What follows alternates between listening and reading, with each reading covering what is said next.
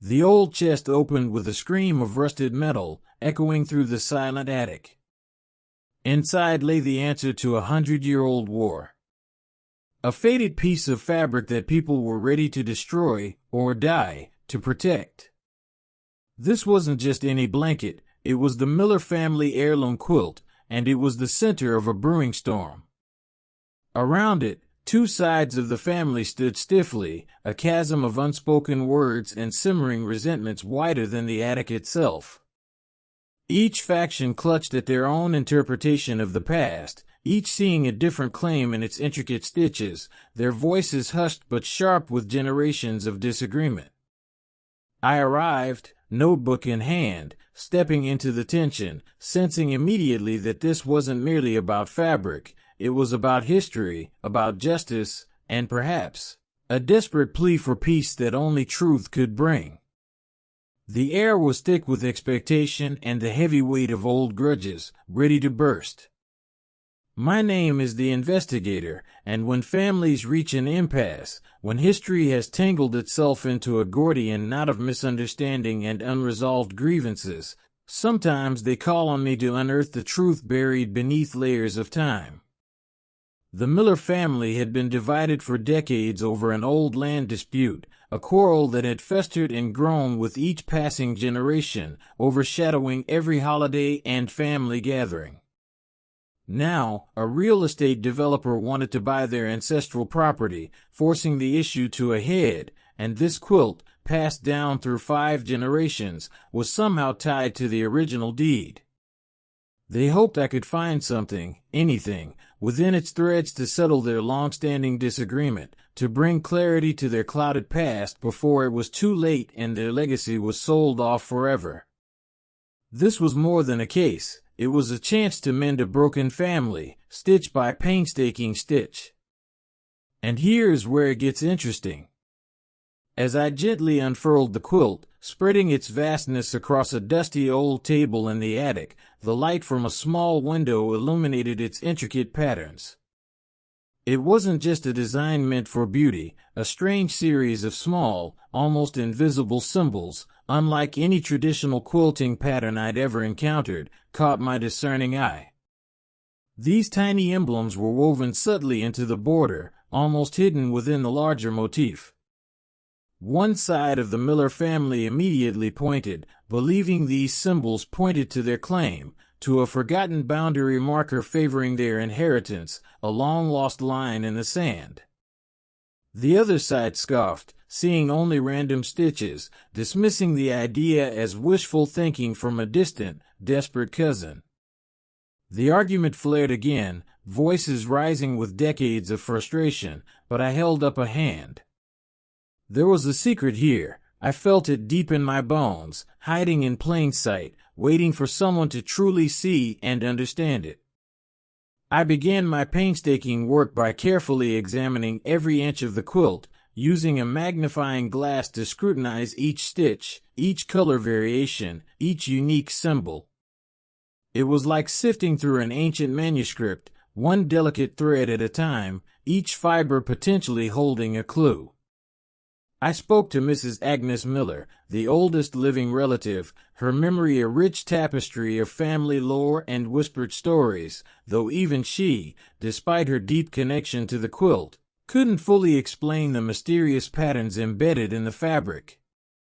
Her eyes, clouded with age and worry, held a profound flicker of hope, a desperate wish for her fractured family to mend before she passed on, a silent plea hanging in the air.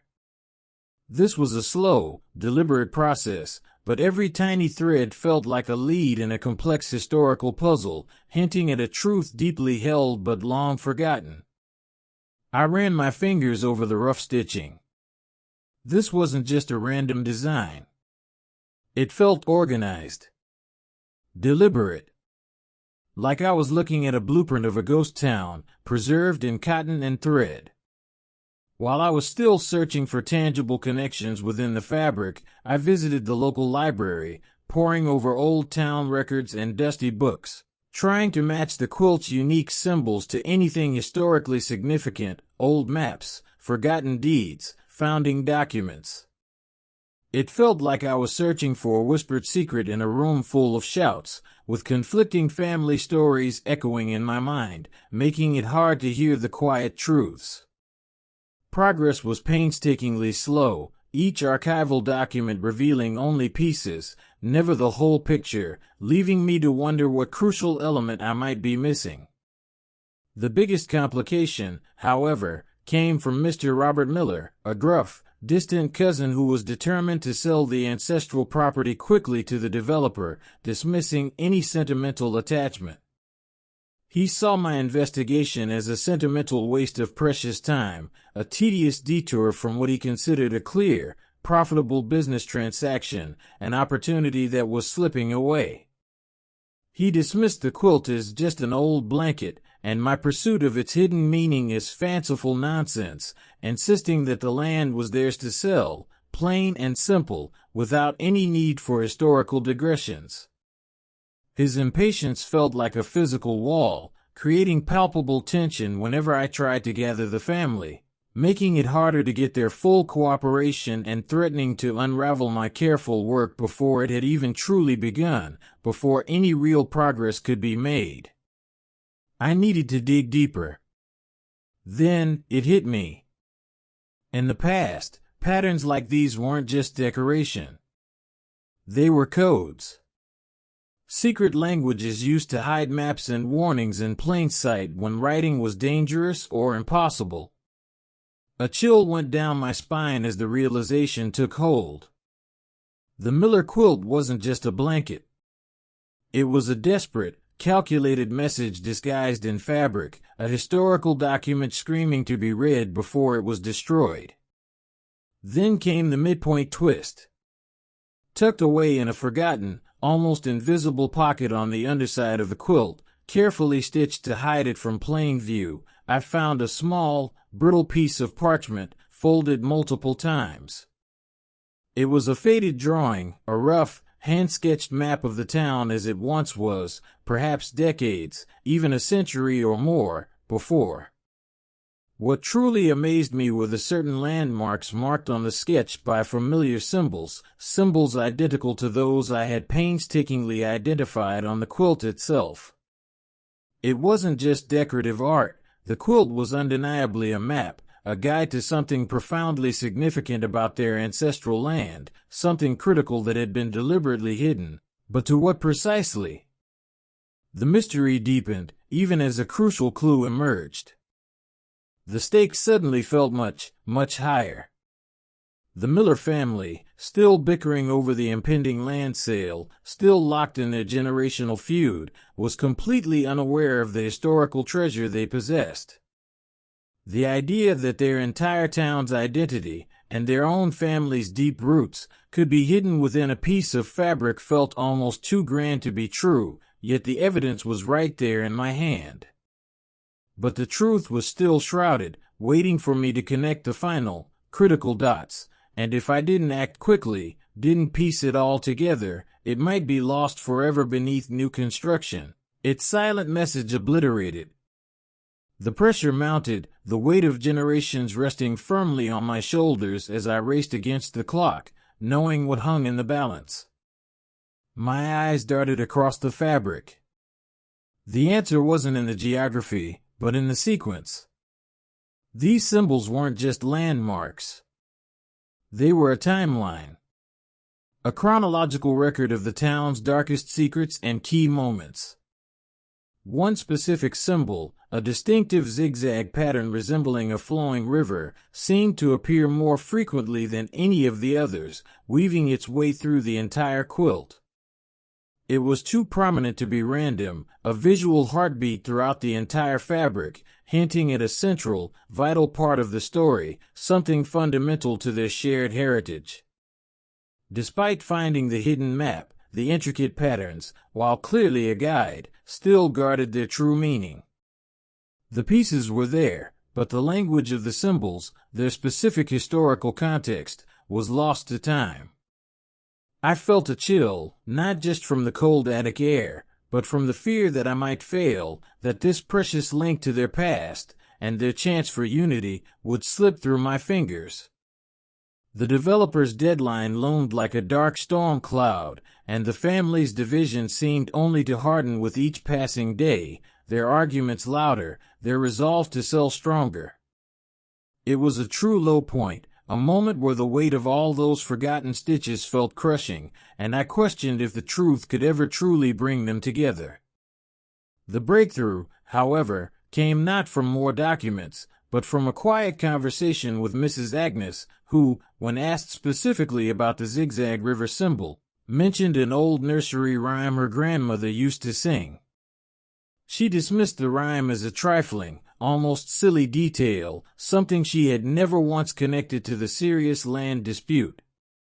"It's just an old lullaby, nonsense really," she murmured, unaware that this nonsense was the historical key to everything, speaking of the spring that gives life to all, beneath the old willows sprawl.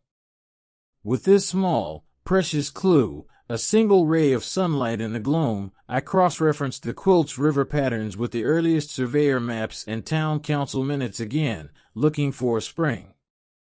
The zigzag pattern, I discovered with a jolt of triumph, corresponded precisely to a natural spring that had once fed the town's very first public water system, a spring long since covered and built over by urban expansion.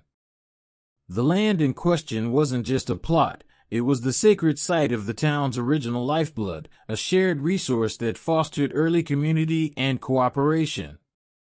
I called the Miller family to a special meeting, the heirloom quilt now laid out not in the dusty attic, but in the town's historic hall, its vibrant, though faded, history finally ready to be spoken aloud.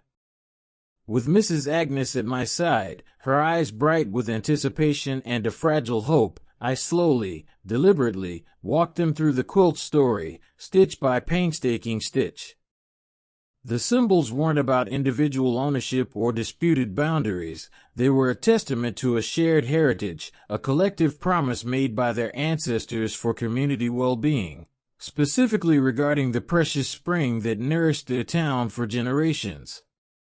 Robert Miller, initially skeptical, saw his own family name in the historical records I'd found, tied directly to the original agreement. The forgotten history was a powerful story of unity, not division, a truth woven into every thread. The revelation hit them hard. The decades-long land dispute, they finally realized, was based on a fundamental misunderstanding of this core, founding principle of their town, that certain resources were meant for the common good. The spring, now hidden beneath concrete, was not just a historical curiosity but a powerful symbol of collaboration, of a time when their ancestors worked together, putting community before personal gain. The quilt, once a source of bitter division, became a tangible bridge, its patterns literally spelling out their shared legacy and the cooperative spirit that built their community. Tears welled in Mrs. Agnes's eyes as she saw her family, finally, looking at each other not with anger, but with understanding, beginning to piece together their fractured past, not just the quilt. As I quietly left the Miller family, now gathered around their cherished quilt, no longer arguing but sharing stories and memories with newfound warmth and a sense of shared purpose, I felt a deep sense of contentment. It's truly amazing how a simple object, like an old blanket, can hold an entire town's history and bring a divided family back together, not through legal battles or harsh words, but through the patient uncovering of truth and the rediscovery of a forgotten legacy. Sometimes, the most important truths aren't shouted from the rooftops or etched in stone monuments, but quietly stitched into the very fabric of our lives, waiting patiently for a curious heart to uncover them and finally set things right. And that, my friends, is what makes every investigation worthwhile.